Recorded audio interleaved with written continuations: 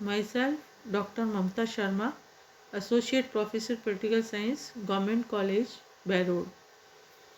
विद्यार्थियों, आज हम बीए पार्ट थर्ड का सेकंड पेपर इंटरनेशनल रिलेशन के अंतर्गत यूएनओ को लेंगे, संयुक्त राष्ट्र संघ को।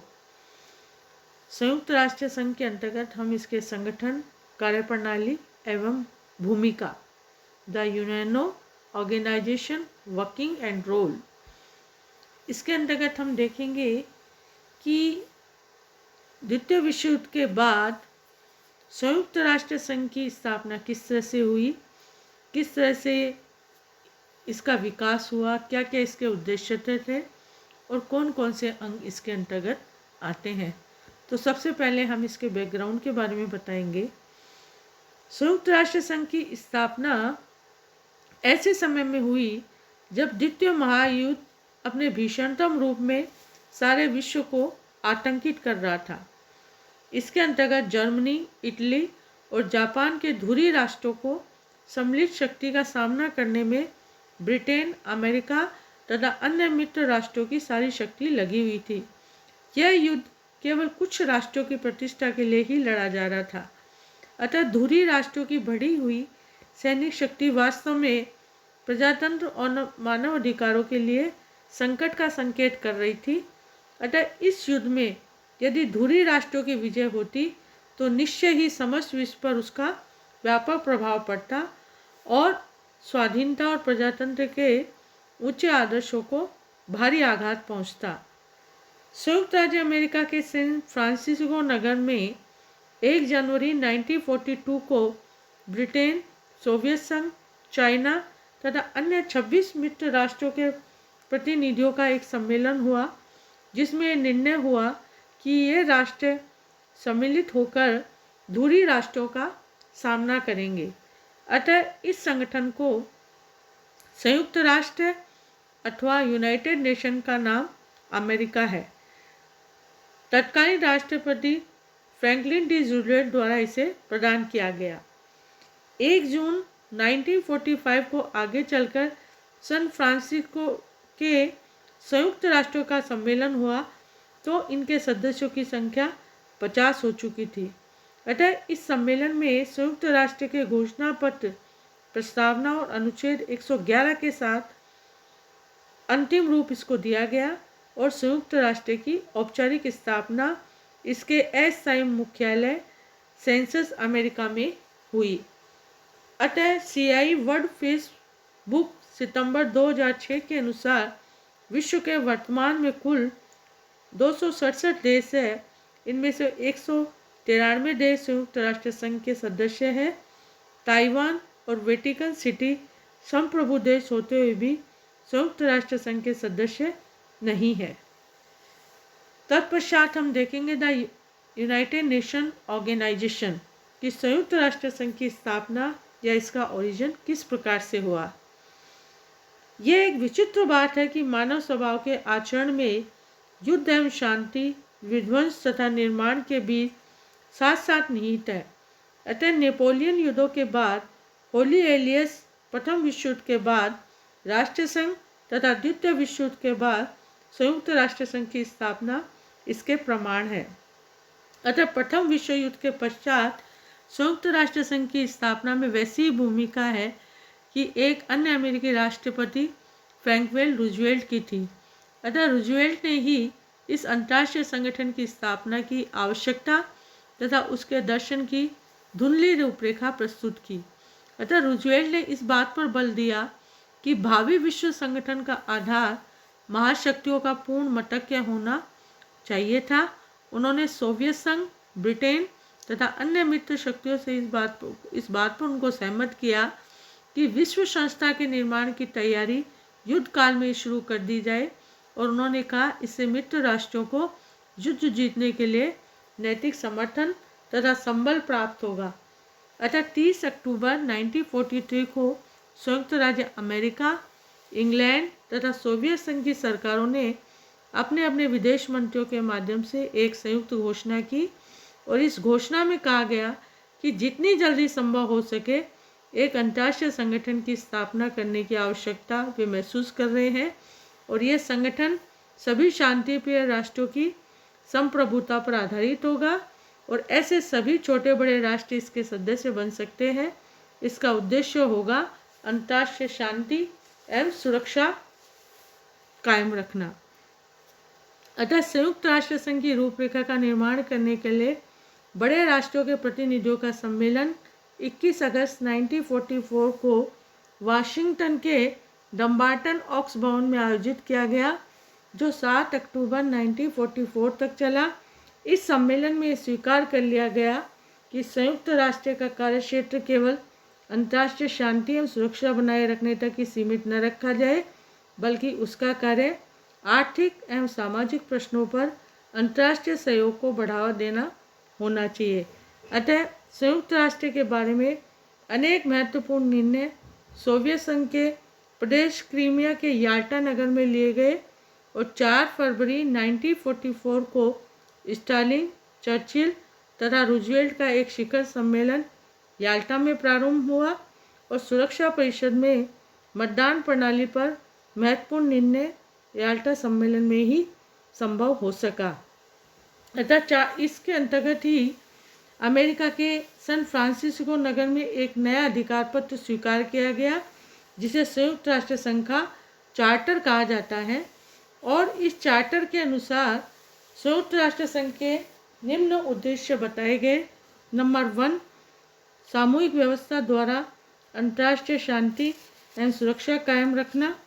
नंबर 2, अंतर्राष्ट्रीय विवादों को शांतिपूर्ण तरीके से उनका समाधान करना। और थर्डली, राष्ट्रों के आत्मनिर्णय और उपनिवेशवाद विघटन की प्रक्रिया को गति देना। अतः इन उद्देश्यों से जुड़े 2 और लक्ष्य निर्धारित किए गए, निशस्त्रीकरण और नई अंतर्राष्ट्रीय आर्थिक व्यवस्था की स्थापना। तत्पश्चात हम देखेंगे यूएनओ के प्रिंसिपल्स।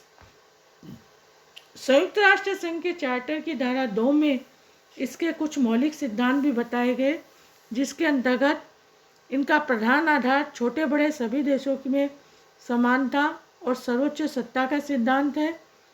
इसी के अंतर्गत सब राज्यों से ये आशा की जाती है कि चार्टर द्वारा उन पर लागू होने वाले दायित्वों का पालन पूरी ईमानदारी से करेंगे। इसी के अंदर सभी सदस्य अंतर्राष्ट्रीय झगड़ों का निपटारा शांतिपूर्ण साधनों से करेंगे और सभी राष्ट्र संयुक्त राष्ट्र के उद्देश्यों के प्रतिकूल कोई कार्य नहीं करेंगे। अतः संयुक्त राष्ट्र संघ किसी देश के घरेलू मामले में भी हस्तक्षेप नहीं करेंगे। यह संयुक्त राष्ट्र संघ के कुछ प्रिंसिपल्स इसके अंतर्गत बनाए गए कुछ उद्देश्य थे। इसी के अंतर्गत हम देखेंगे कि संयुक्त राष्ट्र संघ का बजट। संयुक्त राष्ट्र घोषणा पत्र के अनुच्छेद 17 के अनुसार बजट पर विचार करने एवं उसे अनुमोदित करने की जिम्मेदारी महासभा की है। इस अनुच्छेद के अनुसार संयुक्त राष्ट्र के खर्च का वहन सदस्यों द्वारा या सदस्य देशों द्वारा किया जाता है। राशि का निर्धारण महासभा करती है। अतः संयुक्त राष्ट्र का नियमित बजट महासभा द्वारा हर दूसरे वर्ष अनुमोदित किया जाता है। बजट महासचिव द्वारा पेश किया जाता है और उनकी एक 16 सदस्य विशेषज्ञ समिति the advisory committee on administrative and budgetary questions द्वारा समीक्षा की जाती है और बजट के कार्यक्रम संबंधी पहलुओं की एक 34 सदस्य कार्यक्रम और समन्वय नीति द्वारा समीक्षा की जाती है। अतः महासभा की एक सहायक संस्था द कमेटी ऑन कॉन्स्टिट्यूशन को विभिन्न देशों द्वारा दी जाने वाली राशि के निर्धारण की जिम्मेवारी भी इसके अंतर्गत सौंपी गई है। तत्पश्चात हम देखेंगे संयुक्त राष्ट्र संघ की आधिकारिक भाषाएं। संयुक्त राष्ट्र घोषणा पत्र के अंतर्गत आधिकारिक भाषाओं के रूप में चाइनीज, अंग्रेजी, फ्रेंच, रूसी और स्पेनिश संयुक्त राष्ट्र के उदय के समय से ही प्रचलन में है। छठी आधिकारिक भाषा के रूप में अरबी भाषा को महासभा द्वारा 1973 में, सुरक्षा परिषद द्वारा 1982 में और आर्थिक और सामाजिक परिषद द्वारा 1983 के अंतर्गत इसको आधिकारिक भाषा के रूप में स्थापित किया गया। तत्पश्चात हम देखेंगे संयुक्त राष्ट्र संघ की सदस्यता। कहता है संयुक्त राष्ट्र चार्टर के 2 प्रकार की सदस्यता का इसके अंतर्गत उल्लेख किया गया है। नंबर 1, प्रथम कुछ देश तो प्रारंभिक सदस्य है जिन्होंने 1 जनवरी 1942 को संयुक्त राष्ट्र की घोषणा पत्र पर हस्ताक्षर किए थे या सैन फ्रांसिस्को में चार्टर पर हस्ताक्षर करके उनकी पुष्टि की गई थी। और द्वितीय, संयुक्त राष्ट्र संघ की सदस्यता उन सभी राष्ट्रों को भी उपलब्ध हो सकती है जो शांतिप्रिय हो एवं चार्टर में विश्वास रखते हो और जो चार्टर द्वारा निर्धारित कर्तव्यों को स्वीकार करते हो एवं जिनको ये संस्था इन कर्तव्यों का पालन करने के लिए उपयुक्त समझती है। अतः महासभा के 2/3 बहुमत और सुरक्षा परिषद के 15 सदस्यों में से 9 सदस्यों की स्वीकृति से, जिसमें 5 स्थायी सदस्य अवश्य ही संयुक्त राष्ट्र संघ की जिनको सदस्यता प्राप्त होती है और महासभा में निर्णय के पूर्व भी सुरक्षा परिषद की स्वीकृति अवश्य होती है, अर्थात सुरक्षा परिषद की सिफारिश पर ही महासभा किसी राज्य को सदस्यता प्रदान कर सकती है। इस प्रकार सुरक्षा परिषद के 5 स्थायी सदस्यों को निषेधाधिकार का अधिकार भी प्राप्त है। तत्पश्चात हम देखेंगे सस्पेंशन ऑफ द मेंबर्स। सुरक्षा परिषद की रिपोर्ट पर सदस्य देशों को महासभा से निलंबन भी किया जा सकता है। चार्टर में सदस्यता समाप्त करने के संबंध में कोई उल्लेख नहीं मिलता, अतः चार्टर की धारा 5 एवं 6 के अनुसार संघ के किसी भी सदस्य को चार्टर के सिद्धांतों का निरंतर उल्लंघन करने पर सुरक्षा परिषद की सिफारिश पर महासभा द्वारा सदस्यता से वंचित किया जाता है एवं उनकी सुविधाओं पर भी बंधन लगाया जा सकता है। अतः सुरक्षा परिषद को किसी भी निलंबित राष्ट्र को पुनः स्थापित करने का अधिकार प्राप्त है। 22 सितंबर 1992 को पूर्व यूगोस्लाविया को सुरक्षा परिषद की सिफारिश पर संघ की सदस्यता से वंचित कर दिया गया था। इसके अंतर्गत एक और बात देखेंगे, विड्रॉल ऑफ द मेंबरशिप की सदस्यता का प्रत्याहरण किस तरह से किया जाता है। संयुक्त राष्ट्र संघ की सदस्यता के प्रत्याहरण या विड्रॉल के संबंध में चार्टर मौन है। यह सदस्यों की सदस्यता के प्रत्याहार करने की न तो आज्ञा देता है और न ही मना करता है। अतः संयुक्त राष्ट्र संघ की सदस्यता प्राप्त करने के नियमों का सूक्ष्म अवलोकन करने से ये स्पष्ट होता है कि ऐसा युद्ध के उद्देश्यों एवं मनोविज्ञान के प्रभाव में किया जा सकता है।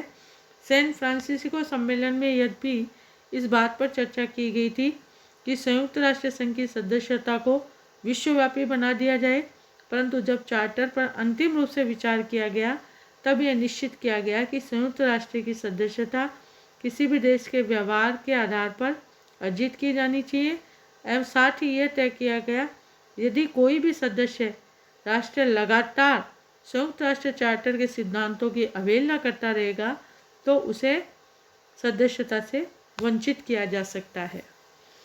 इसी के अंतर्गत हम देखेंगे चीन की सदस्यता का एक विवादित या विवादास्पद प्रश्न है।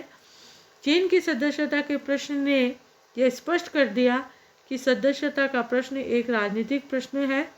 अतः लंबे समय तक अमेरिका ने चीन की साम्यवादी सरकार को मान्यता प्रदान नहीं की और राष्ट्रवादी चीन को ही चीन की वैध सरकार मानता गया। और जब तक चीन की सदस्यता का प्रश्न सुरक्षा परिषद में उठता है तो अमेरिका वीटो का प्रयोग करता है। इसके पश्चात एक्सप्लोजन ऑफ द मेंबरशिप की सदस्यों का निष्कासन किस तरह से किया जाए। चार्टर के अनुच्छेद 6 के अनुसार यदि कोई सदस्य जानबूझकर तथा लगातार चार्टर में वर्णित सिद्धांतों का उल्लंघन करता है तो उसे सुरक्षा परिषद के सुझाव पर महासभा द्वारा सदस्यता से निकाला जा सकता है। चूँकि सदस्यों के निष्कासन एक महत्वपूर्ण प्रश्न है, अतः इसके लिए सुरक्षा परिषद के 9 सदस्यों की सकारात्मक सहमति, जिसमें 5 स्थायी सदस्य भी शामिल होने चाहिए, तथा महासभा के 2/3 सदस्यों द्वारा 2/3 बहुमत के द्वारा इसको पारित किया जाता है। देश जो संयुक्त राष्ट्र संघ के सदस्य नहीं है, इसके अंतर्गत ये बात कही जाती है कि ताइवान को राष्ट्रवादी चीन भी कहा जाता है। जब साम्यवादी चीन को संघ एवं सुरक्षा परिषद का स्थायी सदस्य बना गया तो ताइवान को अल्बानिया के प्रस्तावानुसार संघ की प्राथमिक सदस्यता से भी निष्कासित कर दिया गया। अतः ताइवान से आग्रह किया गया कि वह ताइवान नाम से संघ का सदस्य बनाना स्वीकार करे, लेकिन उसे निर्णय मंजूर नहीं था। इसी तरह होली सिटी या वेटिकन की स्थिति भी स्थायी रूप से तटस्थीकृत प्रदेश की है। वेटिकन संयुक्त राष्ट्र संघ का सदस्य नहीं है। इस तरह से हमने देखा कि संयुक्त राष्ट्र संघ का किस तरह से उदय हुआ, किस तरह से संयुक्त राष्ट्र संघ के सिद्धांत बने, नियम बने, इसके बजट का क्या प्रोविज़न था, इनकी आधिकारिक भाषाएं क्या थी, मेंबरशिप के लिए क्या ज़रूरी था। इस तरह से हमने संयुक्त राष्ट्र संघ के ओरिजिन को इस वीडियो में समझा।